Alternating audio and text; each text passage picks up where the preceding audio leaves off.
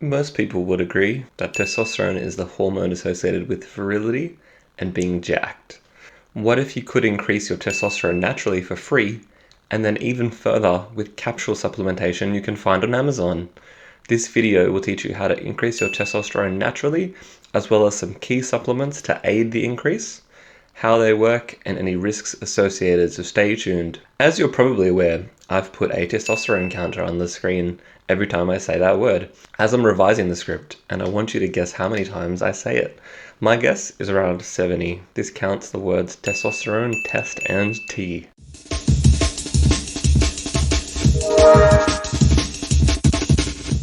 What and why is testosterone important? Okay, so first let's break down what testosterone is exactly.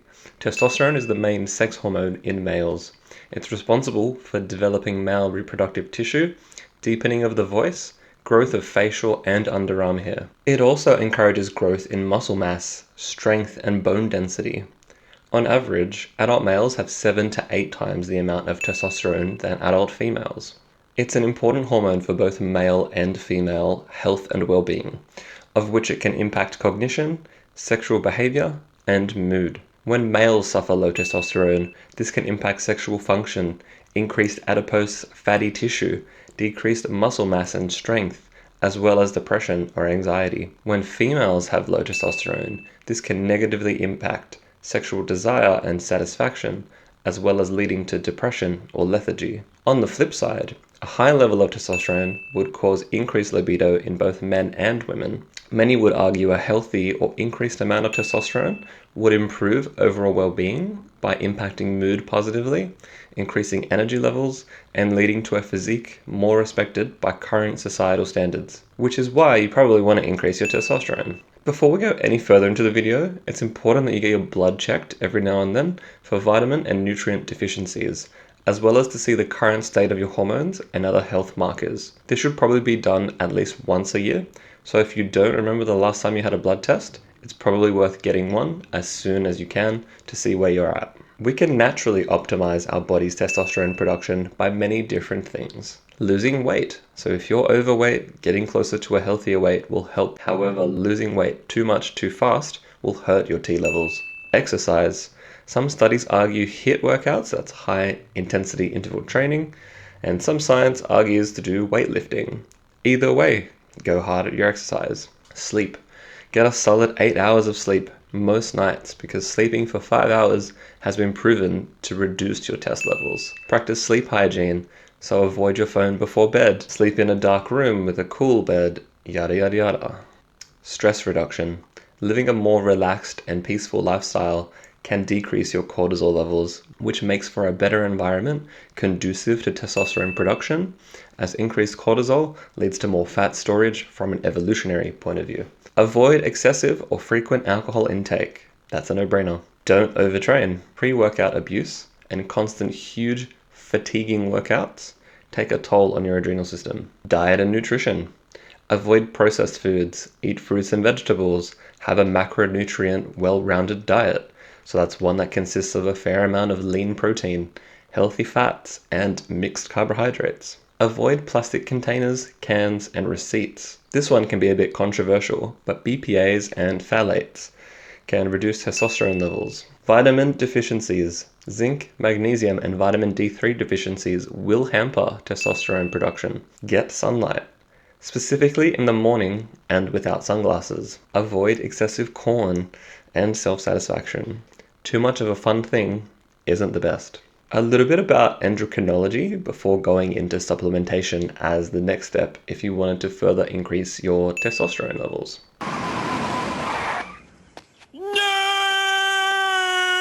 Total testosterone is the sum of all testosterone in the blood, both bound and free forms. Free testosterone is unbound to SHBG or albumin receptors and can interact with cells and tissues throughout the body.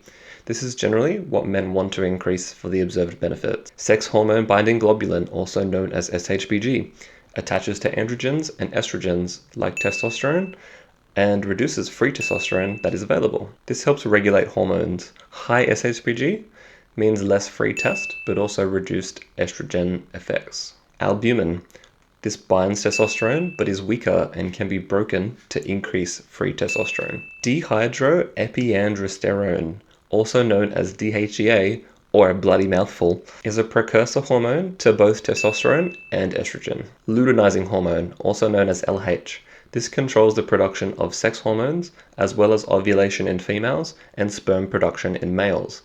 LH tells the testes to produce testosterone. Low LH can indicate fertility issues in men and women, as well as issues with hormone production from the pituitary gland and hypothalamus. High LH levels can indicate PCOS in women or testicular dysfunction in men. All of the information I'll be discussing has been obtained on the internet from videos, podcasts, and articles, so you should also do your own research before ingesting any supplements into your body. It kind of goes without saying. Let's say you've already optimized your diet and lifestyle, but want a bit more of a nudge in the upwards trajectory for your hormones.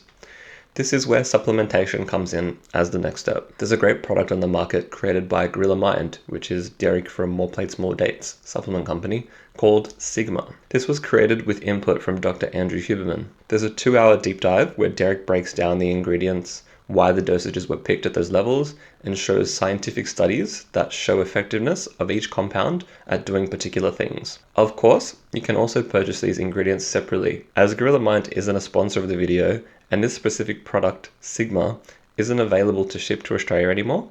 I can't figure out why, but I can purchase all of the ingredients separately in pretty much the same dosages as well.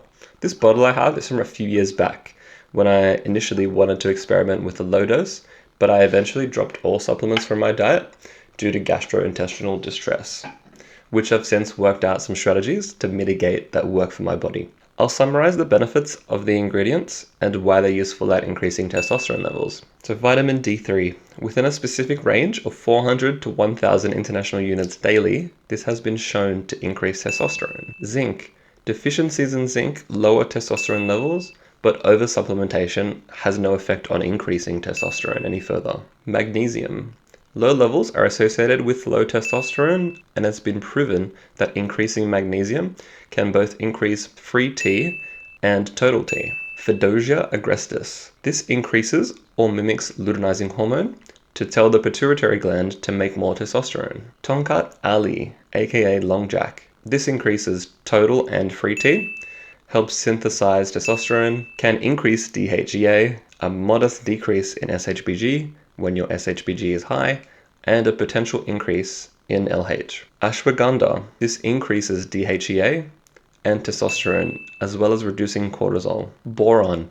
This helps lower SHBG. Some people have a huge bump in testosterone via blood tests when taking these supplements. Others have little to none. It's still up for debate if increasing your testosterone within healthy ranges has a significant benefit on muscle growth potential, but it is known that increasing testosterone levels via external testosterone will definitely increase muscle composition. This stack of supplements, so aka the Sigma blend from Gorilla Mind, is recommended for 4 weeks on and then 1 week off. This is likely due to the higher dose of Fedosia, as Dr. Kyle Gillett mentioned this specifically in the Huberman Lab podcast 102, as I can't find much evidence to cycle the rest of the supplements. Taking vitamins and minerals when you're deficient is generally considered safe, as long as you're not taking too high of a dosage. Fedosia, Tongkat, and Ashwagandha, however, are non-essential nutrients, as they're not obtained from foods and they're actually obtained from plants. We're basing their safety and efficacy off of scientific studies, so it can be important to remember that. Scientific research may change at some point to say one or all of these supplements has some health detriment, but all we can go off is what's already been discovered. It's worth noting as well, for this blend, there is both a half-strength dose and a full-strength dose, which I'll put up on the screen now.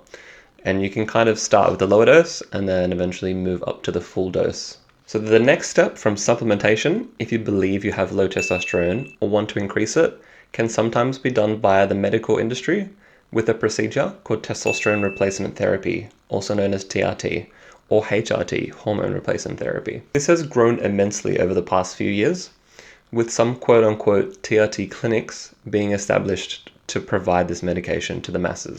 As the healthy T range is quite large, a lot of doctors will just say you're normal, Hence, some of these particular clinics across Western countries have been established with the intent of distributing testosterone more loosely than other doctors might. While TRT might improve body composition, libido, energy, and mood, it also carries risk of blood clots, sleep apnea, fertility issues, an increased risk of prostate cancer, and sometimes breast tissue enlargement and acne. Although since writing this script and having watched a podcast with Peter Attia on modern wisdom, he mentions that TRT does not provide an increase in risk of prostate cancer. Exogenous hormones, meaning hormones created outside of your body, disrupt your body's natural ecosystem. This can cause the need to constantly require injections to upkeep testosterone over the long term. I'm not going to talk much about people that self-medicate their testosterone injections, but that's a whole nother kettle of fish, as a person needs to be aware of how to mitigate their body's increase in estrogen production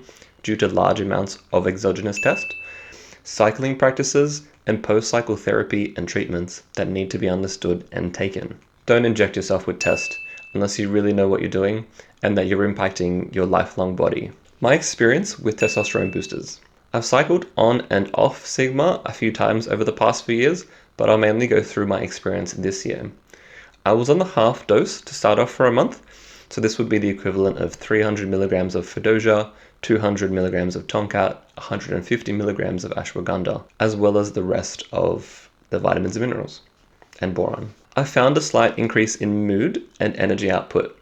However, this is really noticeable at the full dose and after taking it for a couple of weeks. Here's the full dosage of Sigma, and basically what I was taking, but in split capsule format. It could be a combination of being well rested, eating in a caloric surplus, mental motivation to train hard and lift heavier, and the actual act of lifting heavier and harder, or the supplements themselves, or a combination of all of the above. But I could definitely start adding more plates to my exercises and had the determination to increase overall training volume. I would also grunt when performing certain exercises where previously I wouldn't. I also sweat immensely compared to normal, and my sweat has quite a pungent odor. I was in the gym and googled my sweat smells worse than usual, and it came back stating that it could be due to hormonal changes, as I don't have any medical conditions and my diet has been the same for a few months now. At the time of filming, I'm cycling off for a week and considering if I want a half dose or full dose or some more time off,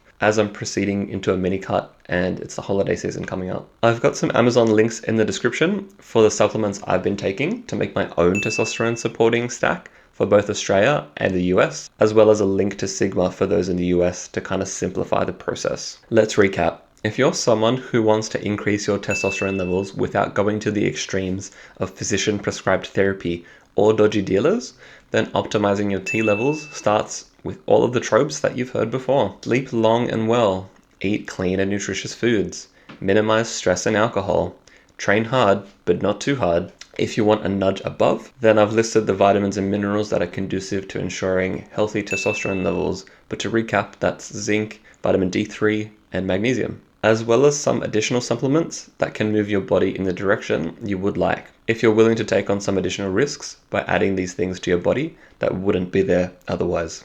I actually had fun researching this and learning about the endocrinology in this one, as it adds another level of understanding when I listen to podcasts and they're discussing this kinds of jargon. Remember to use the links in the description to purchase your own supplements to help get you big and strong and increase your T. Don't forget to like and subscribe if you've made it this far. Thank you, and I hope you continue to up your life.